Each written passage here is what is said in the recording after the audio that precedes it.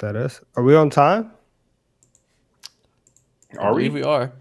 Look at that. I got the stream up at 4:59 before 5 time this time, so I can't get they're late after 30 seconds. Not today. Say early. Say early. Facts. Everyone needs to. What's the word? Everyone says the apology needs to be loud as the disrespect. There you go. Yeah, there you go. Let me see the early. Spam the chat. That's fucking hilarious, bro. Where the real eater at?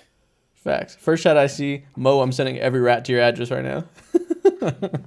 Good luck, buddy. If you're going to, the rat needs to go through a 2-step security process. All right? That's hilarious. So, how long you all been live? About 15 seconds. You're fresh into it. I'm an eater. You're good. Hey, yo. Hey, man. Wow. Yeah. Crazy verbiage you started up for our fan base. It is what it is. This is where it gets real, raw and uncut over here at TD3, the live version. Yeah, man. As y'all see by the title, today we're gonna do a real simple stream. I got a doc full of every news story of everything relevant going on in the league right now. We're gonna talk through it, talk through some news, some bullshit, some hot takes, and then at the end of the stream, we're gonna react to your hot takes. I made a tweet, and I got like 40 tweets bookmarked right now to go through. That we're gonna, rate the hot takes W or L, as well as go through your guys' chat hot takes to get you guys involved. Let's go ahead and do it. I am ready to flame some of you watching this stream right now. But before we go ahead and continue with the great live stream that we're about to have, why do y'all think y'all slick? I'm looking at you. I'm talking to you. You hear me talking to you. You haven't liked this stream right now. Why? Weird. Freakazoid. Just like watching grown men yap without supporting us for real. Like the stream. Weird. Yeah. As always, like the stream if you can. We're at 86 likes right now. 300 of you in here the first few minutes. Let's run that up. But before we really start, I think we should put the ISO cam on Donovan. Don, do you want to explain what you're wearing right now? You got the Snuggie going on, a little blanket situation? Listen, I've worn the blanket on the show. You guys understand. There's one thing about me. I'm going to be cozy. I'm going to be comfortable. And so it's just a big, it's just like a jacket sweater. It's just big and cozy, right? It's huge. Stand up. It's gigantic. Let me see how long it is. Whoa, man. I don't have no pants on. I was like, what the fuck? No. You look like a girlfriend wearing her boyfriend's hoodie. Listen. I wear 5-inch shorts. This thing is clearly not built for that. I don't wear this outside the house, right? I wasn't planning on standing up today, but once again, here I am doing something that I wasn't planning on doing, right? Let's talk basketball. Let's move past it, right? Let's do that. All right, man. First news story of the day. As you guys have known, if you've paid attention to the just world at large over the last 2 days, LeBron James has now scored 40,000 points. Damn. A record that may never be passed. It was thought to be unreachable. He has finally done it. What has y'all's thoughts been since this happened? Because, there's been a lot of talk about, furthers the GOAT status, another unbreakable record. People were like, can any of these young guys reach it? There's just been a lot of discourse in the world around this. I don't know what you think, man. No, I'm going with you first. Me? GOAT. That's all I'm going to say, man. GOAT. This is all I can say. I remember back in maybe 2018, I forget what record he passed. He probably broke some first to score 30,000 points by X amount or 35,000 points or whatever. A lot of people were like, hold on a second. Could this guy be the first one to ever hit 40,000 points? Is that a possibility? I remember B-Souls back in 2018. I think he made a certain video about that and it did really well. And the thought of him surpassing that is absolutely asinine. And what's even crazier is that he has so much more to go. He could retire with 45K points. That's a crazy part at this point in time because he's he's not peak LeBron obviously, but he hasn't fallen off quite a bit at all. Yeah, exactly. The longevity is obviously ridiculous. It's unmatched. This tweet I pulled up, Larry Bird and Magic Johnson combined weren't even at 40K. That's ridiculous. Oh that's absurd. Obviously, there's contextual part of that's the generation that they grew up in. Sports science has come a long way. Those guys had specific reasons, to end their career short. One very different from the other. But it's nuts on paper. Crazy. That's hilarious. Crazy. It's interesting, though. It's interesting. I think honestly, I don't even care about like the 40,000. Like it didn't register with me. I feel like, and it's weird because I do want to give LeBron his praise, but this is something that we've kind of, for at least for the last year and a half, it's like he's this many points away. He's going to break it now. Like he's going to do this then, and it's been like a countdown for a lot of these accomplishments. So whenever it happens, we kind of all like recognize what's going on, and I think this weekend I've just been trying to, and I try not to do it at this point, but trying to figure out how I feel about the GOAT debate between him and Jordan. That's really what I am thinking about this entire weekend of like, does LeBron having 40,000 points at this stage in his career, does that eclipse, what Jordan is able to do in a smaller amount of time? Like what are you valuing in a GOAT debate? Are you valuing longevity? Are you valuing peak? And when you say this guy's the best ever, when you say that, what comes to your mind? Does the 39-year-old version come to your mind, or does the 27-year-old version come to mind? And how are we like thinking about that?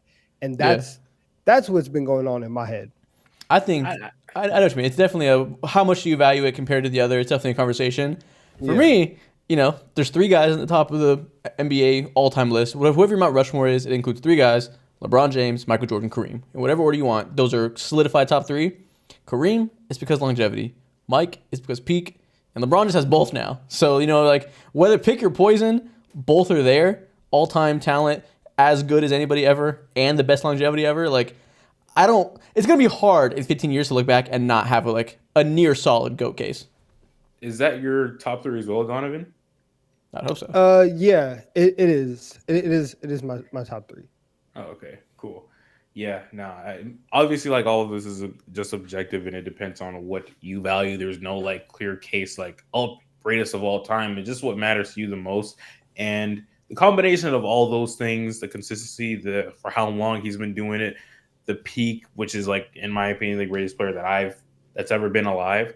All those things matter, and also like I take into consideration like the context of things and how things really were for you at that point in time. Like all those points that he was scoring back in the day when like four people were in the paint at once and only like maybe one or two players at max could shoot on the basketball court. It's insanity. So it's like the funny part is you say back in the day, and I'm like, why are we saying back in the day like he's ancient? But it was 20 years ago. Yeah. It's a long time, especially in NBA years. That's ancient, when the past 10 years have been the greatest X's and O's schematic advancement in NBA history. It's really changed the game. It's like before and after 3-point revolution are like distinct eras of history. So I say like, oh, what do you mean? He's not that old. He's still playing. 20 years ago is a long time. Like the fact that he's played through those stark different eras is ridiculous. And won championships in both eras. Like, it's crazy. Yeah. I'm not trying to start anything. I'm really not. Yeah. It's hard for me. Let's have it now. What do you want to do? It's like it's interesting because nobody else is like even for Kareem, and I guess it's a little bit different now that LeBron has kind of like set a quote unquote, not even standard, but like been this much of an outlier as a consistency merchant. But but like good for a long time merchant. Yeah. But like not a lot of other players who like 20 years is obviously a lot, but even players who play like 14 or 15 are starting to get like overlooked, and that's also not like normal. Being like very good for like 15, 16 years and stuff like that. And there's some players that when it comes to them, they don't necessarily get that credit. And so like Kevin Durant's going into year 16, year 17 and still averaging 27, still doing all this. I don't think anybody's going to care about what he's doing at age 34, age 35, right? It's not going to matter in the same way. And I think it does. I don't know. I mean, one's in a GOAT debate, one's not. So of course we don't talk about KD as much because there's not as much reason to. But it's still impressive. Even when you talk about top 15 all time, that's not going to matter. It's not going to matter. You hate on KD more than the rest of the world does. I think you're speaking for yourself here. Most people would put KD top 15 pretty easily, and I think this will be another reason to solidify that. I'm saying top 15, whatever like range that you have him in. If like KD being as good as he is in whatever year, it's not going to get brought up. And I'm not saying this to like not KD or anything. I'm saying like the idea of longevity in that conversation, it doesn't mean a lot for a lot of other players.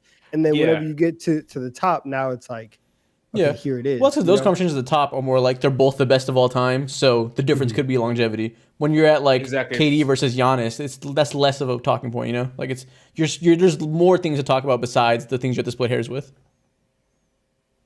Yeah, I agree. You're just talking about like their strongest talking point. Of course, like everyone should know and realize that longevity is like playing heavy towards KD's way, but it's like a different type of longevity because like he's had hella injuries that's taken him out for 2-3 seasons throughout the totality of his NBA career. So when you think of longevity with him, you don't think of it in like, wow, this dude is like always there type of sense. You think of it like, wow, like he's old and he's still giving me like fucking 30 a night on like great efficiency. It's different levels, but he still has it. Yeah. Hey man, we can move on to the next topic. Before we do that though, I got 3 donations to 6 rings. We got 3 donations to read out before we move on. First donation, Kevin Galicki. If you guys were here last stream, this guy has deep pockets. He was running up the donations last stream. He tipped another $10. Oh my goodness. He tipped $10. So welcome back to your weekly dose of Celtics glazing. From you maybe, not from us. And then Keep Mo Out the Hood tipped $3. He said, "Yo, I love y'all stuff. I don't know if y'all saw it, but I made a TikTok about y'all. Y'all never fail to put a smile on my face. Keep Mo out the hood." Appreciate you. That $3 going straight to his pocket. We did see it. We did see the video. It was fantastic. Thank you. And then Anon tipped $10. Said, "Y'all are the perfect mix of seriousness and statistics while keeping it lighthearted and funny. Best sports content out there. Shout out to Don for giving real prop bets to my Boston Celtics next week." Degenerate. And then Pastor Lane Trick Shots tipped $2. There we go. Appreciate y'all. Shout out to y'all, man. Next thing we got to talk about. Gilbert Arenas has been wilding out on Twitter a lot, or not on Twitter, on his podcast.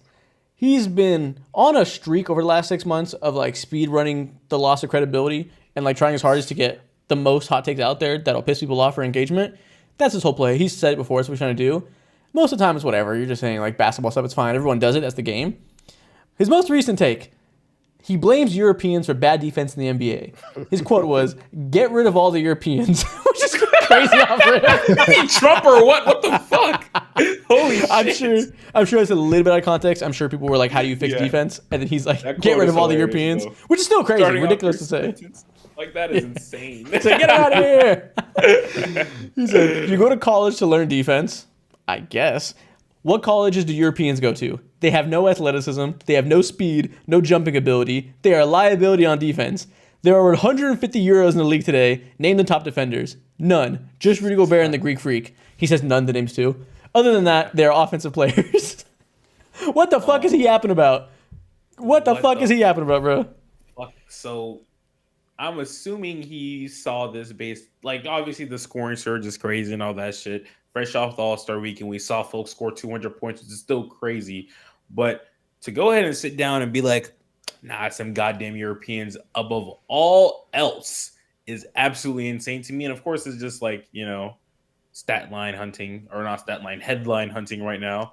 And it's kind of this is the nastiest way to do it. This is by far the nastiest way to do it. Yeah, and he elaborated on this in the pod. That's ridiculous, right? Before I'll let you go, Donovan, one more thing he said earlier on the pod. I saw like the longer version. He was basically like, the whole NBA's move to offensive play purposely was to open the game up internationally and allow the Euros to come. Because when they first came in the 90s, things were too physical for them. They couldn't handle it. They got bitched around, and Adam Silver had to make it so they could come in and survive. Or I guess David Stern.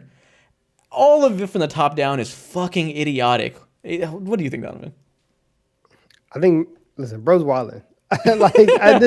There's just really no other way to put it, and it's just it's a old narrative, right? Like people 10 years ago were like, "Oh, Europeans are soft. They don't do this. They don't do that," right?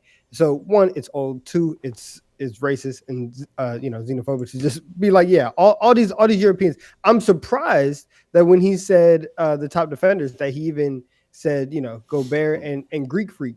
Because a lot of the stuff that he was talking about, a lot of times whenever people are like, "Oh, they're not athletic, they don't play defense, they're just here to play offense," a lot of times people are just talking about white players. Yeah. Right? Whenever that happens. So I'm surprised that he named those guys. But no, and Isaac, you said it. He does this and purposely, and he's openly talked about the way that that he constructs his takes and the things that he says, and he just got us right. Like we fell right into his trap because because the take honestly isn't anything that we should give more attention to because it's just not true. 100%. Normally I'm with it and I'm like, yeah, it's whatever. Everyone, the name of the game is get attention, say hot takes. It's media. We do it to an extent. I don't say bullshit like this, but sometimes I know I'm getting a reaction, so I'll lean harder into a hot take than I really feel, just for content. That's well and good. Everyone does it. But stupid shit like this is just like an abuse of a platform and just all the wrong ways to use a platform you built where you have immense numbers. I don't know if y'all have seen. His channel is fucking popping. He is huge right now. He's going berserk. And to just say some stupid shit like this that's just regressive and, like you said, xenophobic, and just not even on like a moral way of being xenophobic, but in just a basketball way, it's unhelpful to discourse. And in an era that has so many unhelpful things being added to discourse on the internet, him just adding fuel to that fire with a new brain-dead way of thinking about the game is just ridiculous. What it is just like, to sum up all that is just damaging to say. Like he's done so much damage to the basketball community, and also, like, in my opinion, his reputation in terms of like how legitimate of a source and like podcasting basketball like dude you can listen to. Because now when I listen to him, I have to like really have almost a filter through me and like learn how to take bits and pieces of like some of the real shit that he has to say as a former player and like spew out 95% of it and just get that like trash. 100%. And that's the annoying part too, because his podcast was good for a long time before the past few months when this really picked up. I thought it was a really good show. And I think you see this a lot in the cycle we talked about before in player media, where they come into it and it's like easy, just telling stories and doing stuff. It's awesome. We see the insight from them, but then they realize the NBA calendar is long. There's a lot of space to fill, things to talk about, and they got to pull shit out of their ass. And this comes out because they don't know what else to say. Yep. And then you end up 2 weeks after the All-Star break with nothing to talk about, and you're like, hey man, these Europeans are wilding. They're killing the game. It's like, hey man, you got to plan out your content. You have to think ahead. Exactly. That's what you have to do. These goddamn Euros. He's saying Euros. It's so funny. That is crazy as fuck. And I can name so many European players who are like elite top defenders in the NBA today. Fucking Porzingis, he helps the Celtics defense hella. We didn't mention Wemby. Fucking Denny Avdija is elite, bro. Fucking Maxi Kleber makes a difference on the Dallas Mavericks. What's his name? Portland Trailblazers. Matisse Thybulle makes a fucking difference, bro. I can go on. There's so many good Euro defenders. God, bro. Wait. Matisse is European? Matisse is Australian. Yeah. Oh, Australian. Yeah, there we go. Okay. Anyways, we move on to the next thing. We got some donations to read out. Let me scroll down to where we left off. Oh my God, we missed a Kevin Galicki bomb. He donated $40. Again, this guy is breaded, y'all. Kevin Galicki is breaded. This is ridiculous. He said, Isaac and Donovan, I want to up your locker room bet. Loser of your bet has to wear a jersey from their least favorite team for a stream. Donovan has to wear a Clippers jersey. Isaac has to wear a Celtics jersey. I'll supply the jersey. What? I'll supply the jersey. Okay. The chat sugar daddy. If I don't have to buy it, no facts. If I don't have to buy the jersey, yeah, I'm down with it. Listen, I'm happy that Kevin included y'all two in that bitch, because no one is fucking with me when it comes to a jersey off, bitch. Who's fucking with me right now? You know what this is? I don't know. Isaac's seen this before. Look at this. Donovan, you know whose jersey this is? Jarrett Culver. Can't fuck with me, man. This is real deal hoop shit right here. You're gross. Real deal hoop shit right here. Disgusting, bro. Disgusting. It's a classic. What do you know about that shit? Shout out to Danny D. Alcanter for donating $5. Appreciate you. Elena, but on the West Coast, tipped $3. Appreciate you. And Gavin donated $1. Appreciate you, man. He said, just so y'all know, as soon as I put on my TD3 hoodie, I instantly made my basketball team. Every female came crawling, and I found a $20 bill in it. Y'all eaters should invest.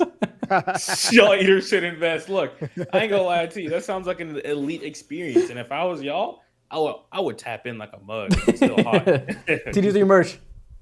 In the description of the video, I think. Momo tip $5. Appreciate you. Ashton Johnson $5. And Sober Bob 559 $5. Appreciate you all. On to the next topic. Victor Wembanyama is going ridiculous. He's continuing to get better and better. And the numbers just continue to pile up. You know, he had a signature win against the Oklahoma City Thunder. Him versus Chet, they dueled. Had that a few days ago. And then, I believe yesterday, he dropped 31-12, 6-6. He is continuing to go absolutely ridiculous every time he touches the court. And I want to say all this because I saw this tweet from Jackson Frank where he said, there's a legitimate chance that Wemby is the first rookie since Tim Duncan to make All-NBA and an all-defensive team. How do y'all feel about this idea? He's not making All-NBA. I love it. I love the support for him and everyone realizing that, like, damn, he's already one of the best. He's already better than, like, 85 to fucking, I don't want to say 90 just yet, but 85% of the NBA for sure, guaranteed. I'm not even thinking about the math in my head. But All-NBA for the entirety season, slow down just a little bit. Slow down a little bit. It's crazy, but okay, so it's positionless now, so it's harder. Probably not. If it wasn't positionless, I don't think it would be as crazy as you think. Yeah, exactly. That's my main thing. Like, there's so many wings and guards and shit like that deserve the spot over him this year. But if it was like 2015 type shit, 2016, 2018 type shit, oh yeah, he's easily making that. Yeah. His Why case not? was that if he continues to play, Why he's been not? out for the last 2 months. If he did that for the next 2 more months of the season, averaging 23, 10, 4, 4, and 1, ridiculous, on 61% true shooting, that's clearly the pace of an all-NBA player. Like, if he did that for an entire season, he would be there. So that would probably, that net amount to like 22, 10, 4, and 3 or whatever. With the obviously a top 3 to 5 defensive player in the league already, obviously team success isn't there, but as an individual, that's not crazy. Again, why not? Why not? let's go ahead and do it. There is very, very clear that on a night-to-night basis, especially at this point, now they're starting to, like, we've seen the progression of, like, a play happens here and then like a quarter happens, and now it's not only a game that we're seeing where Wemby's going crazy. We've seen him do it for weeks, for months, and all of us are looking at it like, yeah, this guy's great. Like, there's no doubt in anybody's mind that Wemby is fantastic at what he does. And the only question is, are we going to penalize him for two things? Are we going to penalize him for being 19, 20 years old? And are we going to penalize him for the rest of his team sucking? Because if he was anywhere else, right, even if he was in Washington, right, they'd probably win a couple more games and they'd be okay. Wemby should be all NBA. He's been one of the 15 best players in the league this year. Chad, You're what do y'all standing think? on that. I'm serious. If he finishes the season the way he has the last 2 months, he will have one of the 15 best seasons in the league this year. Chad, what do y'all think? I started a poll. Spam what you think, chat. How do you feel about that, Mo? Because I know you were the one that was standing against it. You said for a whole season, no. I guess the question there is how much did team success matter to you in all NBA conversations? I'll play into, okay, so real quick, team success, like it has to matter just a little bit. You can't be like one of the 3 or 4 worst teams in the NBA and get that nod just yet. If he was one of the 4 or 5 worst teams, sure, fuck it. We've seen it plenty of times before. But 12, 13 wins on the season? Come on. Terrible. You know what I'm saying? Now, a lot of that doesn't have to do with him. I would say I don't want to say almost all of it because, yeah, he did start off as a rookie here and there. But I just personally wouldn't give him that nod because I need to see a little bit more on the wins loss column. And also on top of that, like he hasn't been what you said over the past 2 months for the entirety of the season. Yeah, it's been it amazing. Nets out pretty close though. Like it nets out not too bad. I guess okay. So we have to talk about this if we're being real by thinking about who would be kicking off the teams. Right, first team, like if we go by Shea and Luka are the guards. Tatum, Giannis, Jokic as the forwards. Just throw it out there. Okay. Yeah. Second team, who are we going with? Curry, D. Mitch, or who am I thinking of? Curry, Brunson. Curry. Actually, Brunson, D. Mitch, Curry can be third team. It doesn't matter. Let's go position by position. Curry, Brunson, D. Mitch. Who's the last guard? Tyrese Maxey? Booker. Maxey or Halliburton? Booker. Is he gonna miss? I think so. Let's just say Maxey. The guards don't fucking matter. Oh, I forgot it's positionless. My bad. Never mind. Ooh, okay, hold on. Y'all, we got to pull up a Google Doc, y'all. Let's get to brass tacks. We're going to talk about this because we got to go by every single player in the league since there's no longer positions. Positionless is crazy. I just can't get with that vision just yet. Okay, yeah, can't get with that vision. Let's get this down. First team, we have who did I say again? Okay, Shea. So Shea, Luka, Tatum, Giannis, and Jokic. Doesn't matter. They're just going to be first team. Yeah, that's fine. Second team. Who are the locks? Braun is obviously making second team. Yes. Just being real. Yeah, Davis probably making second team. Who else in the MVP conversation that we're forgetting about? MVP conversation. Kawhi might make second team. Luka. Yeah, Kawhi's definitely making it for sure. I got to look at the standings. Thunder, nobody else in the Thunder. Timberwolves. Oh, what? Anthony Edwards make second team maybe? Ooh, I didn't even think about that. Okay. Let's pencil Ant and Curry into third team, I think. Okay. Okay. KD So has to make a team as well. Durant second team for sure. Yeah. Let me look at the East. Damn, nobody else in the Celtics. Run through the West. D. Mitch is probably going to be on there for sure. Easily. Okay, so that's second team. We have 3 spots left in third team. Chat, who are y'all? Embiid's not going to play enough games, chat. I see Halliburton. Halliburton's been playing really bad the past month since he got hurt, so he's probably going to lose it. Maxey has a better chance over Halliburton, I think. We're going Brunson. 2 spots left in third team. Safe pick. We'll go Brunson.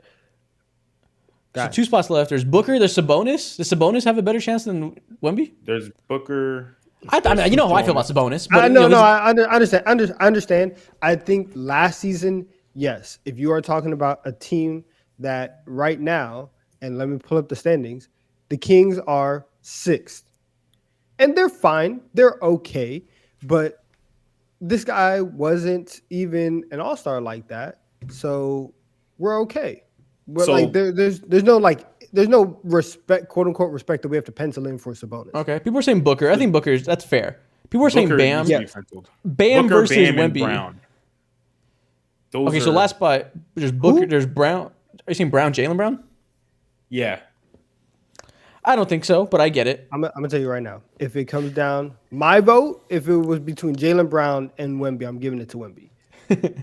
Bro, So for this last spot, since the new year, right? Last 27 games, 23, 10, 4, 4, and 1.5 steals on 50% from the field and 38% from 3. And easily and obviously the steals and blocks show it, but easily one of the most impactful defenders in the league. This guy is ridiculous. He's crazy. Let him do it for 2 more months. Let him do it for 2 more months. I think the team's success will probably come to kill him, and he probably won't make it. But it's not crazy if he did. Like I understand it. Like it's just 1 spot left, and we need a lot of guys. Like Tyrese Maxey is averaging 26. He's been the team's 5-4 since Joel Embiid got hurt. He's really carrying the load. Max is getting in, bro. Bam Adebayo, Tyrese Halliburton, even though he's fallen off the past month, is still having a good season. Okay, Wemby's probably not going to make it, but he's in the conversation. And the only thing keeping him is the mother bums that he's playing with. And, but if we're just being real, listen again. I want to see what this looks like for you guys after another 6 weeks, and every 2 days. Oh wow, Rats got to Mo. Keep going, we're good. But every 2 days, when I send a tweet or you send a tweet into the group chat on some, yo, Wemby's crazy. Yeah, he's top 15 already. Yeah, this is going down. It's happening right here. It happens on a nightly basis. Every time he plays, something happens that you've never seen before. And I don't think that we should go blind to it. Yeah, I agree. Again, at the end of the day, voters are going to care about the wins. But if they didn't, he was clearly a top 15 player in terms of pure ability. We'll see how it shakes out. I'm not holding my breath, though. So right now, I'm looking at NBA players. Who are the worst NBA or the best NBA players to make all NBA team with the worst teams? And someone named Neil Johnson made an all NBA team with a record of 12-57 back in 1952. Yeah, well, that's 1952. Fuck 1952. Exactly. Listen, so precedents are made to be broken. Someone, Tracy McGrady, he hit 19 games back in 2003, 2004. Wemby, I don't know if it's safe if the Spurs can go ahead and win, 6 more games. I don't know if that's safe. That's not safe at all. That's hilarious. Just can't happen. All right, chat. We're at 800 viewers right now, 336 likes. Need y'all to run it up for us. While you all take a second to like the stream, before we move on to the next topic, I got some donos to read out. Will Ayers, another guy who was having the band for band runoff last week, donated $20. He said, I play on the Spurs, and I see Wemby do crazier stuff in real life. Donovan has the nod for me. Love the stream. Don't know what that means, Will, but appreciate you. Wait, you play on the Spurs? I'm assuming he says he like watched the Spurs and he's a fan of them or some shit like that. He said I play on the Spurs. He's obviously joking. A ball boy? Could you imagine? That'd be hilarious. If I was a ball boy, I would say I'm on his team too. men's league on a Tuesday night. He got the Spurs jersey on. Shout out to KG for tipping $3. Shout out to Mr. Raffle Shark 27 for donating $1. Momo tipped $3. And Kevin Galicki donated another $20 a few seconds ago. He said, Mo, I want to give you your props. At the preseason predictions episode, you said Kristaps was going to cook in Boston, and my brother, you were right. There you go. Good job, Mo. Yeah, it's been absolutely cooking. It's a white man thing. I understand. All right, chat. Y'all have 387 likes. Run up to 400 for me real quick. Next thing we're going to talk about. The Boston Celtics blew the Warriors back out the other day. Or I think it was yesterday. Won by 50. It was, just a quintessential Sunday matinee back blowoutness. I said that word wrong. Anyways, after the game, Steph Curry said, that's what we used to do to teams. He was reminiscing on the fact that he used to be on the other side of that, and now he's the one getting his back blown out. How the mighty have fallen. How did y'all feel about this game? Good God. Listen, to be honest with you, I didn't even watch the entirety of that game, bro. I just saw like after the back was blown out, I just saw like whatever was left. And I'm like, damn, I got the Bleacher Report notification talking about, I don't even know what the halftime score was, like 39-83 or some crazy shit like that. I was like, oh my goodness, how so? And I look at this and I remember like, oh yeah, like the Warriors, like over the last 16 games, I think they've been like 13-3 or something of that nature before this game. But game before that, I think they played the Toronto Raptors and they barely fucking won. And Curry again has been like struggling slightly, just a little bit over the last 2-3 games or whatever. And I see it, I'm like, okay, I'm not gonna hold too much weight into it. But the Celtics are elite and they're proving that. Yeah, man, they're insane. The Warriors, I mean, I just made a video about it on my channel. They've been really good lately after they started starting Draymond as full-time center and moving away from the lineups with Kevon Looney to make their spacing better. Kuminga's been better. Podziemski's been starting over Klay Thompson. That's worked out well. Their bench lineups really have an identity now with Klay there and Chris Paul just coming back. Like, you start to see a team that makes sense and not just like somebody floundering to do anything offensively and defensively. But even then, even them being better and being more of a competent team, they don't got shit on the Celtics, who are just a league above everybody right now. That's what's happened, man. Oh my goodness, that's tragic. You heard that Young Nudie song? Oh my god, it was oh my god. This is what happens when a play-in team faces the best team in the league at home on a Sunday early in the day. Blowouts happen in this type of situation all the time. And listen, there's a clear cut between the top of the league and the next tier, and then the next tier where the Warriors are. That type of stuff happens. Yeah, this game let me know though. The Celtics are ready. They're ready. They went through like the little lull, and everyone like they didn't seem as sharp or as crisp as everybody thought they were. Then they're like, okay, All-Star break, let's start ramping it up. Right? They've won 11 straight. They win by 50 at home. They're ready for the playoffs, and this is exactly what you want to see, because this is the thought that they had coming into the season, where it doesn't matter who's on the bench, because by the time that people go to the bench, we're going to be up by 15-20 anyways, because we have the best starting five, right? And even when you do go to the bench, we have the best bench player in the game, right? We have the best top six. They are going to win off of talent, and a lot of their flaws, hopefully, they never get to the point where their flaws are in position to be exposed, which is, late game playmaking, some of the decision making, the shot selection. A good solution, somebody could say, yeah, let's go get a point guard. The Celtics are like, let's just be up by more, but whenever the fourth quarter comes. And this game was a perfect example of that. So they're good.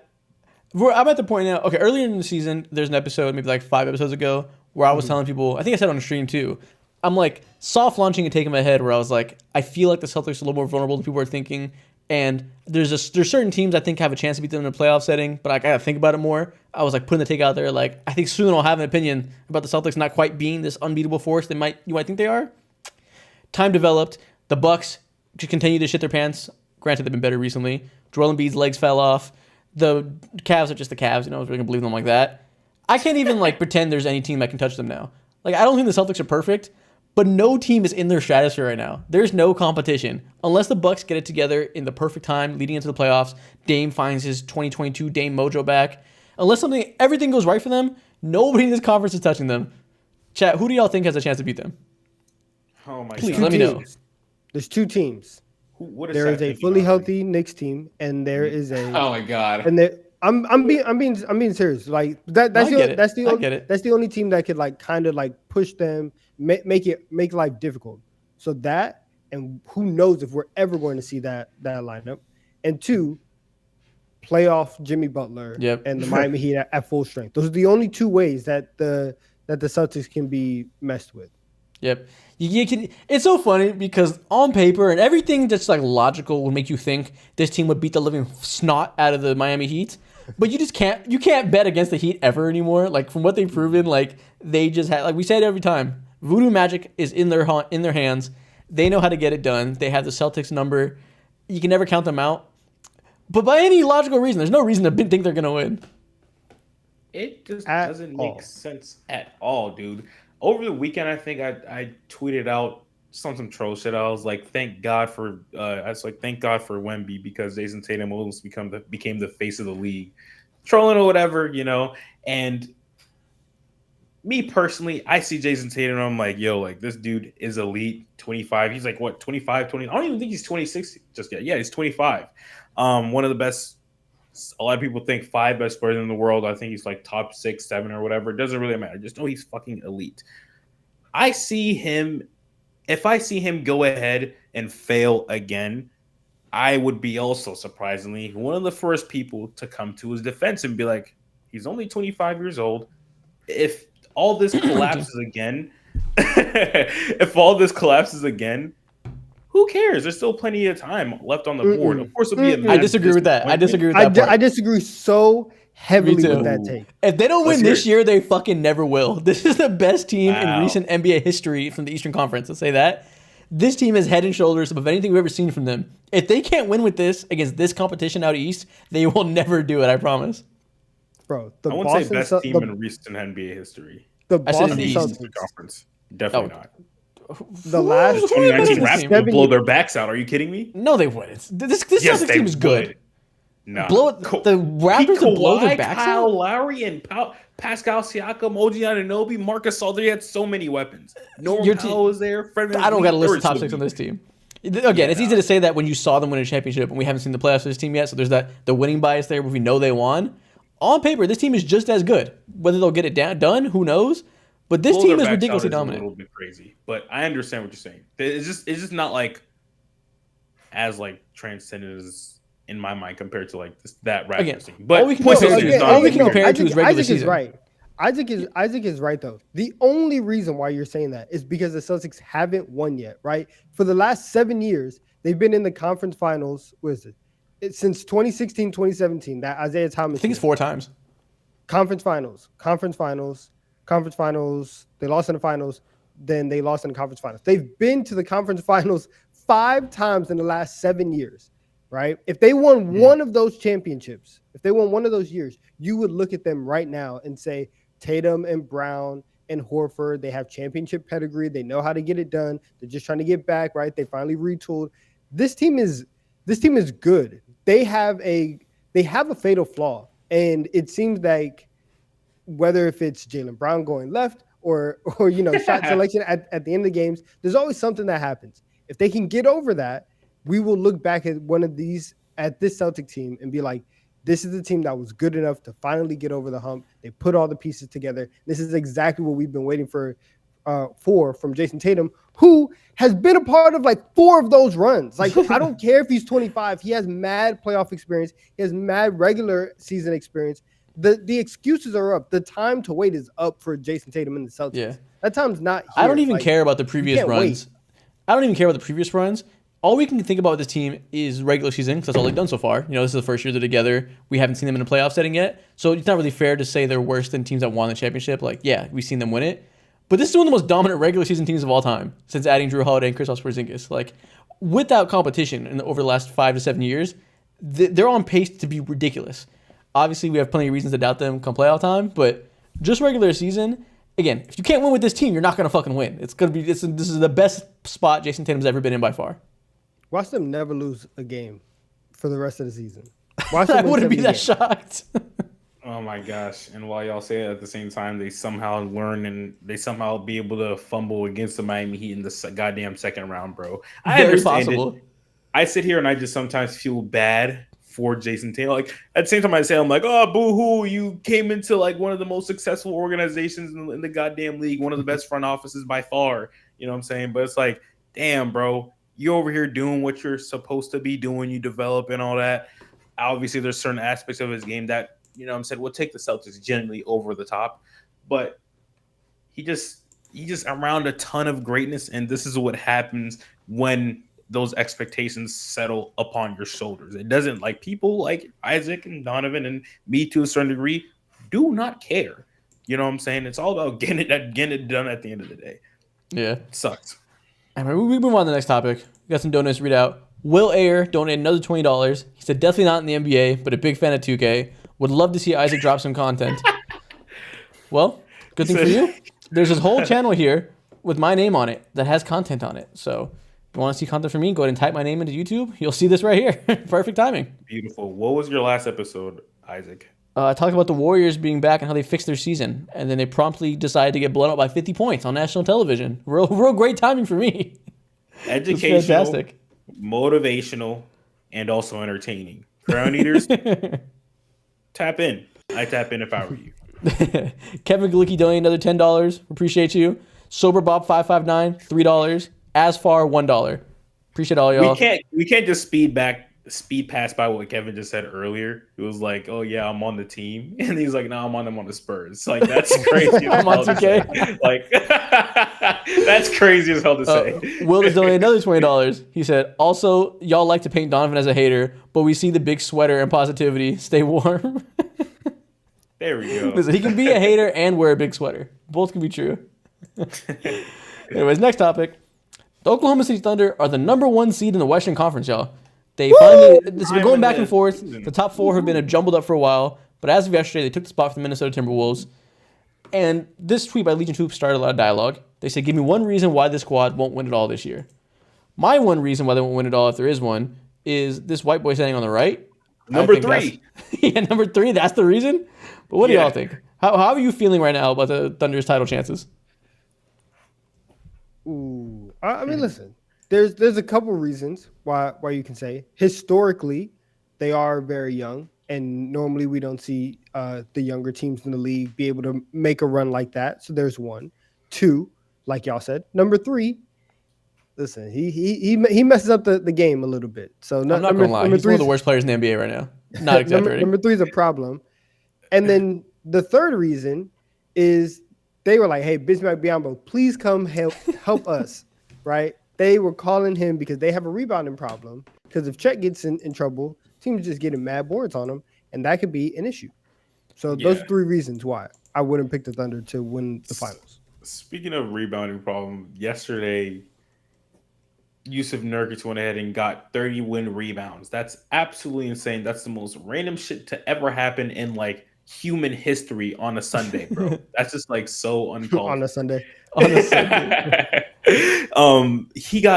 Yusuf Nurkic got 31 points or 31 rebounds. That's absolutely insane. And in that same exact game, I'm starting to know and just like accept that Yusuf Nurkic, when it comes to guarding non-offensive threats, he's by far the most disrespectful player in the entire NBA to do so. He'll just go ahead and turn around completely. And he did that to who you guys said, number 3, Josh Giddey, earlier in the game. He just started walking away. And of course, Josh, he missed a wide open 3. Who should be surprised by that? And so with all that being said, I think that the OKC Thunder are generally like probably the 3rd worst case scenario, 4th best team in the NBA. The only reason why I think that they look at Yusuf Nurkic, bro, that's so crazy. So crazy. That's like he got COVID, so bro. Crazy. And the fact that he gets the rebound too is hilarious. It paid off. Yeah, no. If Dude, this is hilarious. Ball at his head. I bet guard me, man. Stop playing with me. Talking about Josh Giddey is so funny because last year it was like, oh, cool. He's this young, interesting player. He's different. He doesn't have a bag, but he gets to the rim. He can pass a little bit. He's fun. I can see him, maybe he could be something. There's potential there. That was cool and all when they were like fighting for a play-in spot and they were a young, frisky team developing. You don't necessarily have to prioritize playing the best players when you're trying to develop your young talent, see what they can be. Now they are the number 1 seed, and this motherfucker is a cone on defense, can't shoot. The passing does nothing for you whenever your defender is sitting in the paint. There's no redeeming factors to him right now. He's just straight up negative on both sides of the court. And it's just crazy how different that is when you're a rebuilding team versus a contender. Like, it stands out so much more. It's a lot less interesting. The allegations it's not interesting at all. And that quickly made him so not likable. Folks in the beginning of the season were running with his nickname Slob Wizard or whatever. No one cares about that anymore. If you say that alongside of his name, you are in dangerous fucking territory and just stop talking immediately. So it's a lot easier to hate him as well. So I love how you mentioned, so we buried the lead a little bit. Yusuf Nurkic had 31. Kevin Galicki just donated $75. He said, good night, boys. I'm checking out. Got to work at 3 a.m. tomorrow. Probably will miss next week's stream. I'm finna be in Bora Bora with my lady. Shout out to you, Kevin Galicki. Shout out you. Have fun in Bora Bora. He's breaded. What a flex. Chat, spam W Kevin. Let Kevin know we appreciate him. Spam W Kevin for him. Kevin, I need you here in the next 2 weeks, bro, because I'm trying to go to fucking Bora Bora. God damn it. Yeah, man. As I was saying, Yusuf Nurkic had 31 rebounds. That's fucking absurd. And of course, it happened against the Oklahoma City Thunder. I think if you had to bet on any team that would give up 31 rebounds, it would be the OKC Thunder. That's not a surprise to anybody, given their lack of size, like Donovan said. But I also don't think it really matters that much, unless they're playing like the Nuggets, which obviously is going to be a problem. But they know this. Mark Dagnall is a very smart coach, and he had this quote yesterday where he said, a lot of nights we lose a rebounding battle, and as long as the benefit continues to outweigh the cost, we're going to continue to accept the trade-offs. We're not going to be a perfect team. At the end of the day, there's more to the game than just rebounding. If we try to solve every problem, then we're going to be trying to chase our shadow. That's a good way to put it, because they know they're small, but they do it because they have lots of shooting, lots of spacing. 1 through 5 can all theoretically set a screen or be the ball handler getting a screen set for them, attack mismatches. It's a style of play that's the reason they're so great. So, there's going to be pros and cons with every roster construction. This is the con that they're deciding to do, right? They ran the numbers. They say rebounding is the best thing we can decide to take a hit on if everything else thrives, and it works well. Yeah. See, I get that. And for any other team, I could probably accept this. But for the Oklahoma City Thunder, who have 250 first-round picks over the next 3 years, right, and very, mad disposable assets on the roster, you could have fixed this problem, right? You could have fixed it. It doesn't have to be an issue in March. This didn't have to be a thing. And now Nurkic is out here getting 30 rebounds, and a bunch of them off of Josh Giddey shots, because he doesn't even have to be here. Well, it was great. You could have fixed everything. They won the game. They won the game. It doesn't matter.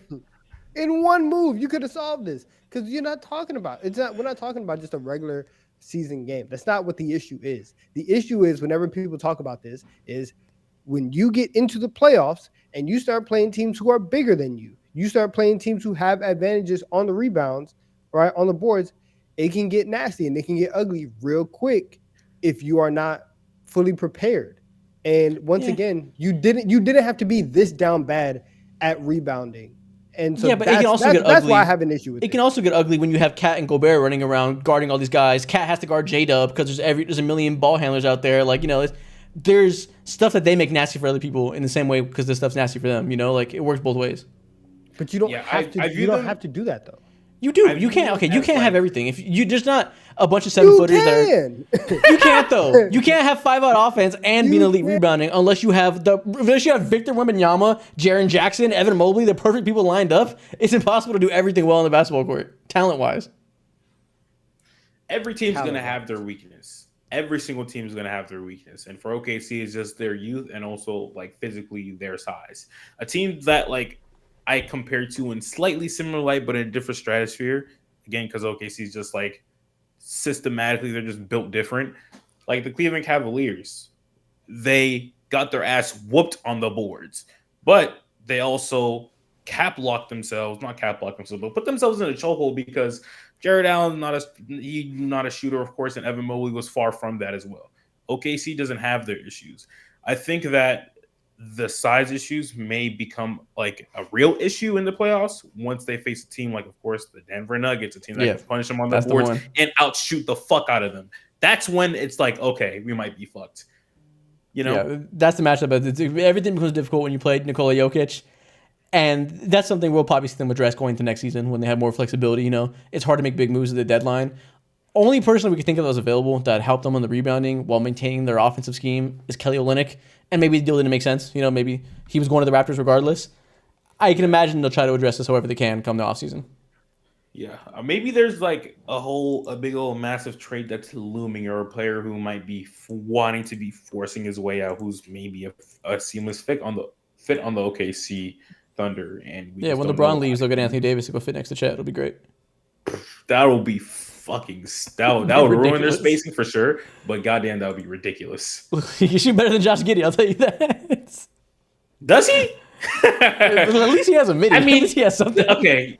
The numbers are skewed because people be leaving Josh Giddey like he got like an insane elite version of COVID, bro. So there we go. It's skewed. That's what get crazy. Yeah. All right, we got another thing to talk about. First, some more donations. Momo tipped $15. He said, Donovan oiled up $500K. I need it. Gonna oil up Donovan. That's not happening. Oiled up, my brother. This is YouTube. You're on the wrong platform right now. Facts.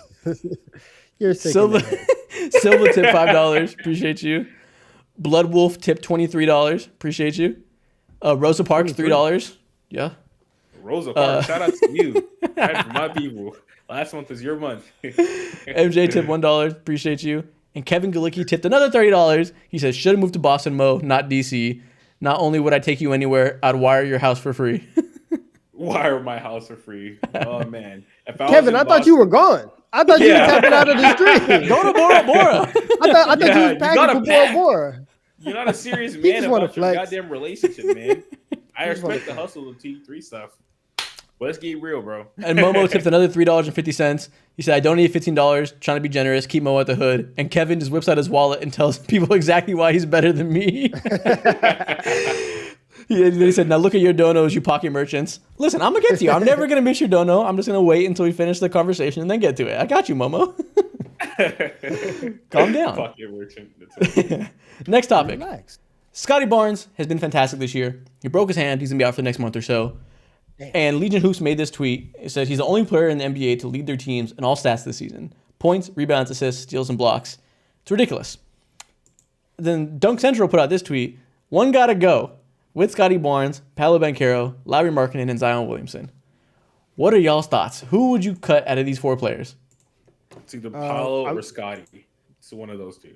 I mean, I know Isaac's going with Paolo, so I don't know. He doesn't Paolo like versus Lauri Markkanen is a little hard. I mean, I love Lauri Markkanen, but he's not like a stone cold lock.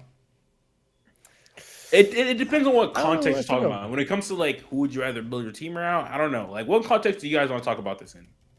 Just who are you building? Who are you building your team around? Who's if one of these guys was the cornerstone of your franchise, who's going?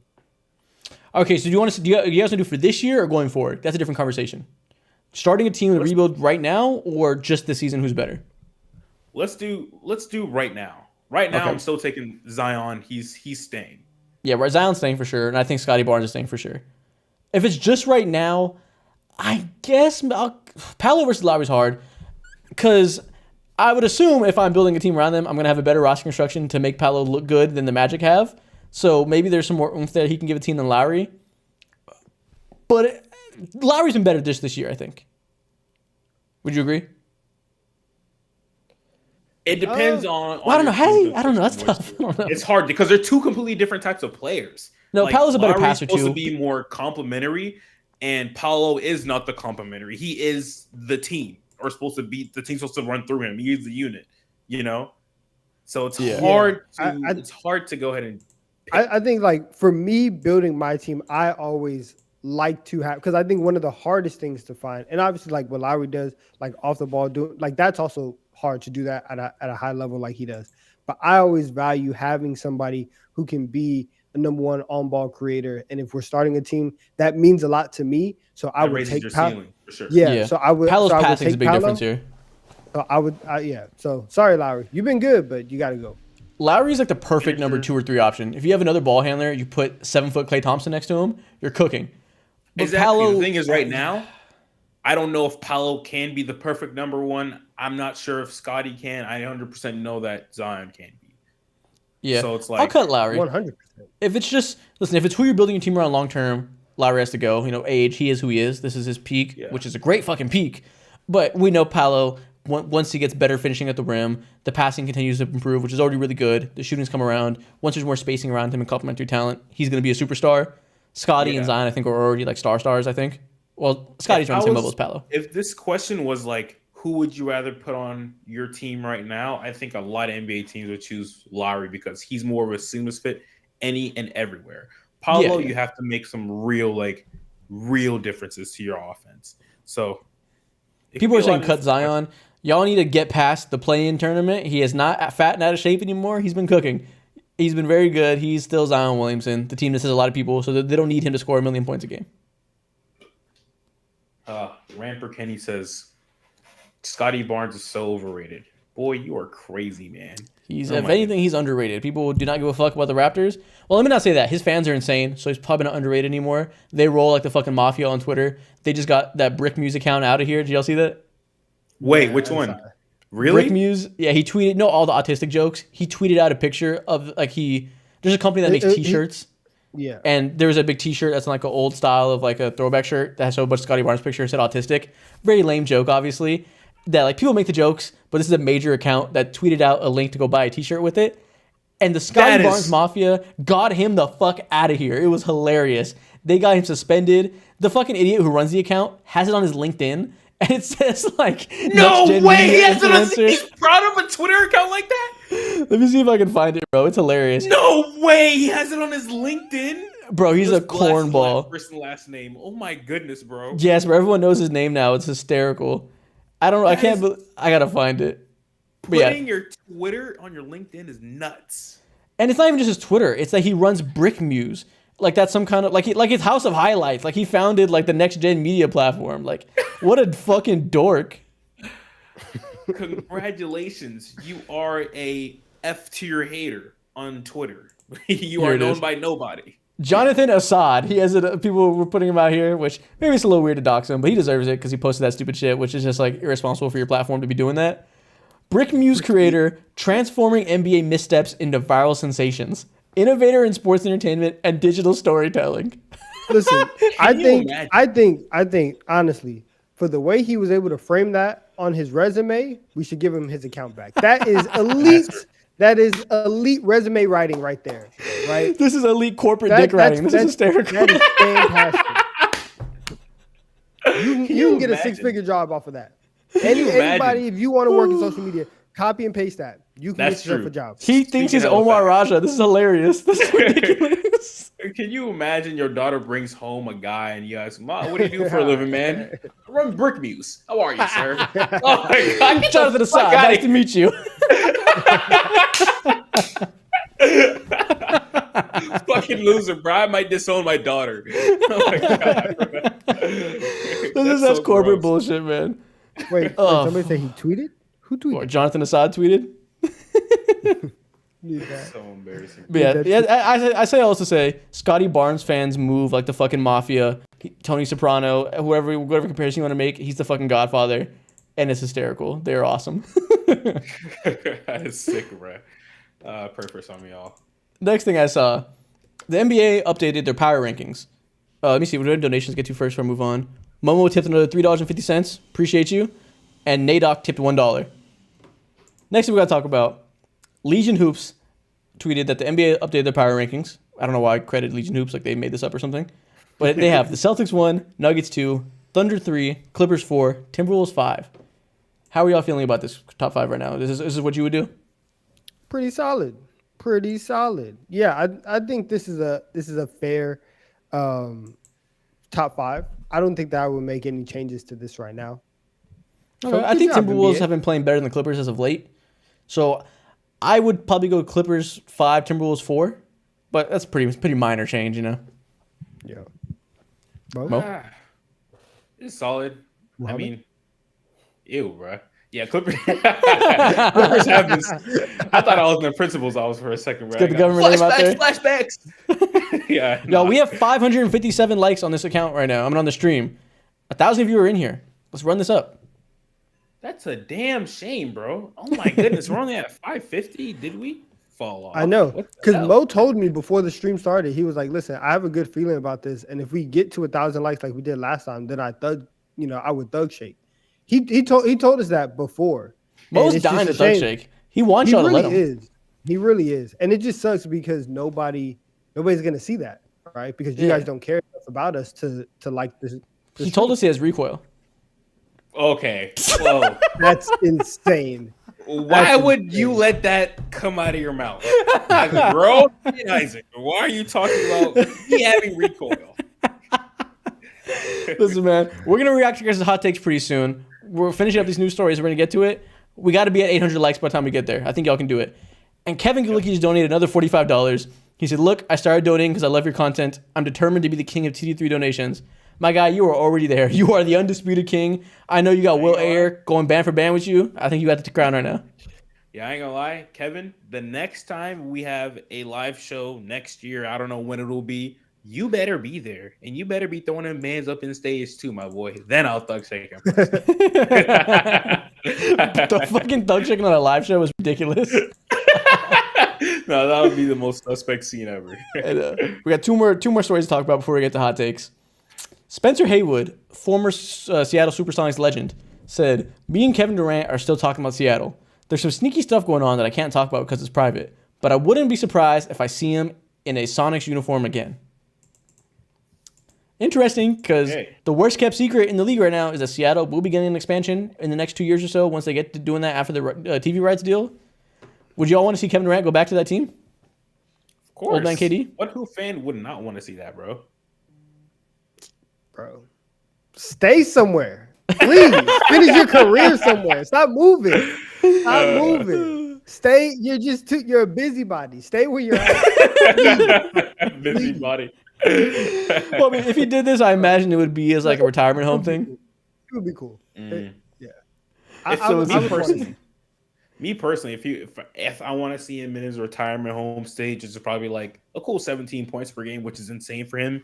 I want to see him go back to OKC. Let's solidify. If you're gonna do what you've been doing, be consistent to I want to be on the best team possible. Go ahead and join OKC. It makes sense. Just more ring chasing. Hell yeah, and they're right. Now, him in Seattle would be cool. Obviously, if it's an expansion team, they're not going to be fucking winning a championship year 1 or 2 or anything like that. But if he somehow managed to win a championship as like a 39-year-old with Seattle team that drafted him, that would save his fucking legacy. He might be fucking top 10 if he did that, bro. He would skyrocket and change the entire narrative. Well, 100%. Not change the narrative about him, but make it seem a lot better about him. That's like the most fun fan fiction I could think of for like any star players. Like that would be the funniest or coolest outcome. Donovan's over there grimacing. He just doesn't like to think of anything good happening to Kevin Durant's life. It's just never gonna happen. Obviously not. Anyways, one more story before hot takes, y'all. We're almost there. Almost at the hot takes.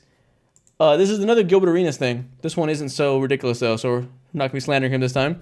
On the nightcap, he said he doesn't think that LeBron will get a statue in a Lakers uniform. He said he doesn't have enough accolades. Do y'all agree? That's facts. I do. Easy. Agree. That's easy. If LeBron won like an MVP there, regular season MVP, and like a championship, which he already has, then it's like, okay, you have a little bit more legitimacy for it. But he hasn't done that. He has broken records, of course, Kareem's, and then he, only player in NBA history to hit 40K. It's nice, but for Lakers standards, you got to have some like multiple trophies. Yeah, they got a lot of players to hardware over there. Exactly. I agree. And I think for somebody who came to the Lakers in like the second half of their career, it means a little bit different. If LeBron was able to do this maybe 5-6 years ago, or I guess we've already been like 5-6 years into the Lakers' tenure. So if he was able to do this about 10 years ago, it would probably feel a little bit different, but this feels like the end of LeBron's career, feels like his retirement chapter. And a lot of the records that he's broken they're not Lakers records or anything like that. They are these all-time NBA records, and it's more about LeBron and his place in the NBA. He's made the most threes in Lakers history, though. That's a Lakers record he broke. Has he really? I believe so. Fact check me if I'm wrong, but I genuinely believe he hit the most threes in Lakers history. Think about like Lakers sharpshooters. You don't think of any, bro. No, LeBron's been a shooter since he got there. That makes sense to me. Shooter? Yeah, okay. Derek Fisher, like, there's not many at all. I don't know. Kobe played for 20 years. Kobe probably has it, right? He does not have it. Oh. Okay, I'm looking this up. I'm looking this up. Go look up how many threes Kobe hit. Anyways, yeah, that's the last thing we got there. Y'all, it is time for hot takes. Chat, I want to spam. Wait, real quick. But before we get there, Mo, you're a liar. You're a liar.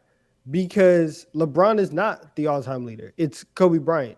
And LeBron doesn't even have more threes than Derek Fisher. Whoa. I guess I'm a liar then.